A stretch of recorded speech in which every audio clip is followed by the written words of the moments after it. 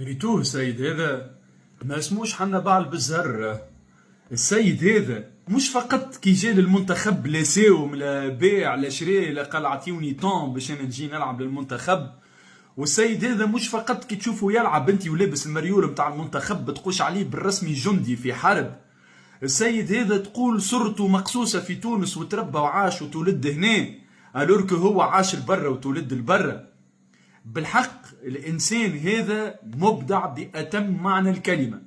توا شويه دقايق التالي مازال كي يتدخل في برنامج ساعه سعيده في ديوان فام متاع جعفر القاسمي، ويقدم ويوخر ويتبرع بعقار قيمته مليار الاس او اس فيلاج، معناها بكل حب بكل ثقه من غير حتى تردد، سون لا موindre هيزيتاسيون خويا، فهمتني؟ اعطاها بكل حب بالرسمي خويا. برافو وشابو با على القلايب متاعك على طبيعتك، وان شاء الله تكون قدوه للناس اللي من جيلك وللتوانسه الكل، على خاطر راهو اللي يعطي مش كان عندك فلوس ولا ما عندكش، تنجم تعطي حتى من قوتك من طاقتك، حتى تبسيمه تعطيها في وجه عبد ما استحق لها.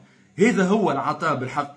هكا نجمو نبنيو دولة، هكا نجم وقت اللي الانسان تبدا عنده حاجه ينجم يعطيها للغير تحلو 6000 مشكله.